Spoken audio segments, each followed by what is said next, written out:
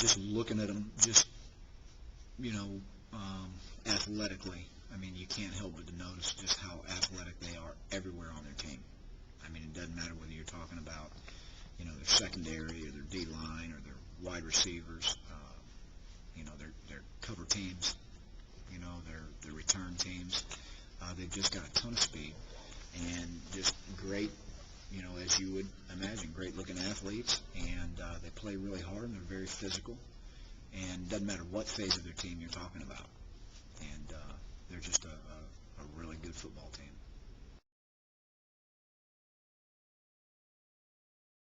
Yeah, when you look back at the false start penalties there in the fourth quarter, do I have to? Is there anything particular that caused them?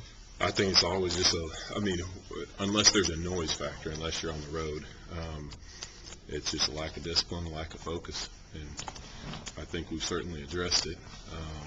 But that wasn't the first time, but I certainly hope it's the last. Did it surprise you that it kind of showed up when it did? Yeah, it certainly did.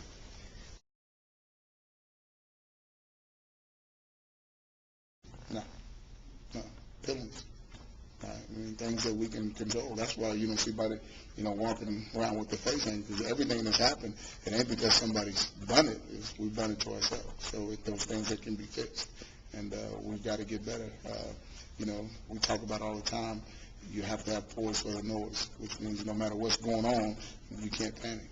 You know, I mean, you cannot go out there and have that many penalties and set yourself back offensively, and we've done that.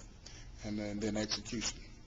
There hasn't been things where we look at it and say, boy, they just knocked us off the ball, or they just covered us up, or we weren't open, or it was execution. And the difference on offense, in my opinion, is if one guy's off, it affects the whole offense. You know, it takes 11 guys being on the same page, and just a lack of focus and concentration, things that we can fix, and I think we have fixed.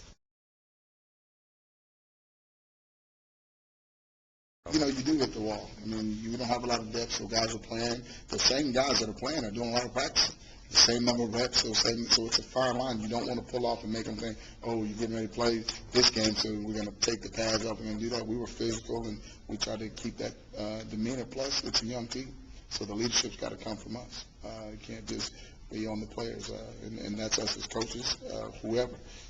We got to make sure those guys are ready to play and make sure that we don't accept them not executing or getting the penalties. And it's frustrating, guys, because I've never been a part of that, where you have that many penalties in one series. You know, like the debacle in the fourth quarter. That's unacceptable.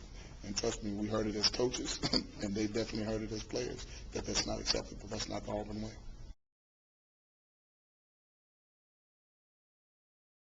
Absolutely. And that's the thing.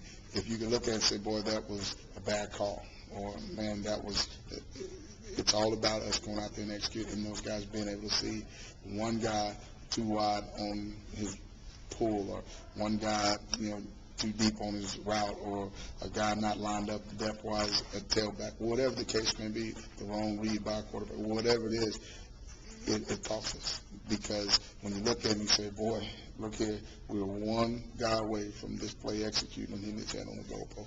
And the weeks before, they had done those things. And whatever the reason is, we got to get it fixed. But I think the biggest thing is the players are getting it fixed. They understand now that it's not going to be accepted to tolerate. And then stupid penalties. I promise you don't have to worry about Darvin Adams getting a penalty. I promise you that. Because he and the rest of the receivers found out real quick that's not what we're going to do. It's not acceptable. So it's no different than dropping the ball, in my opinion.